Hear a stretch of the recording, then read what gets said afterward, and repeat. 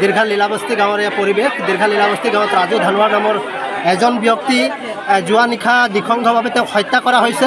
অঞ্চলৰ সমগ্ৰ ৰাইজে এই যিটো বাসগৃহ দেখিছে, এই বাসগৃহত এই ঘৰটোৰ যিটো মালিক মাহু অৰ্থাৎ কলেকেশ্বৰ বুঢ়াগোহাঁই, তেওঁক বোলে কিবা শিক্ষক কৰে। কলেকেশ্বৰ বুঢ়াগোহাঁয়ে তেওঁৰ বাগানৰ পৰা হত্যা কৰি তেওঁক চোচৰাই লৈ ৰাজু ধানোৱাৰৰ নিজৰ কুঁৱাত পেলাই থৈ যোৱাৰ কথা ৰাইজে সন্দেহ কৰিছে। আৰু সেই সন্দেহৰ কাৰণে আজি ৰাইজে আহি পেলাই ইয়াতে ঘেৰাও কৰিছে। আৰু যেতিয়ালৈকে তেওঁক ৰেষ্ট নকৰে তেতিয়ালৈকে ৰাইজে ইয়াৰ পৰা নাযাওঁ বুলি কৈছে।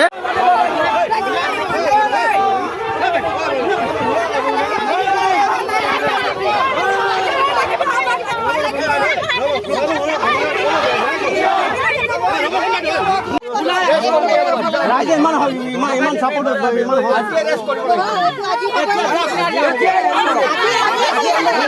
ঢুকালে কি হ'ল, কি হয় আপোনাৰ? দাদা হয়। দাদা হয়। দাদা হয়। তাৰপিছত কি হৈছিল ঘটনা, আপুনি কিবা গম পায় নেকি?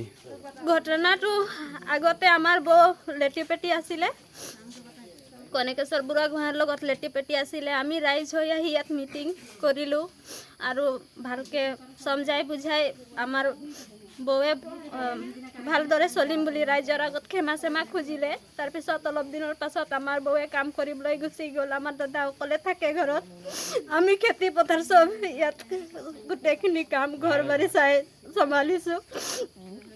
তাৰপিছত দেওবাৰে আমাৰ সৰু দাদা ঘৰতে খোৱা বোৱা কৰে। ইয়াত নাপালে আমাৰ ঘৰত যায়, তাতে খাই বৈ আহে। কালি আমাৰ ঘৰলৈ নগ'লে। তাৰপিছত আজি ৰাতিপুৱা এনেকুৱা ঘটনা শুনিলোঁ। চিধা লেটিং আহিছোঁ, মানে ৰাতিপুৱা একদম টিংটো লৈ সোমাই দিছোঁ। একদম সোমোৱাই চাইছোঁ, মানে ভৰিটো একদম ওলাই আছে। তাৰপিছত টিংটো থৈ একদম ওচৰ চাপৰ মানুহবিলাক মাতি দিলোঁ। যিজন মৰিলে কোৱাত ঢালি দিছে, তেওঁ কি হয় আপোনাৰ? বৰ্জনা। আপোনাৰ বৰ্জনা।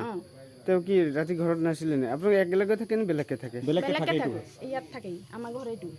আপোনালোকৰ ঘৰ সেইটো ন? আপোনালোকৰ কুঁৱাত কি লেট্ৰিনলৈ আহিছিলে, পানী তুলিব লগতে আপুনি দেখি পালে।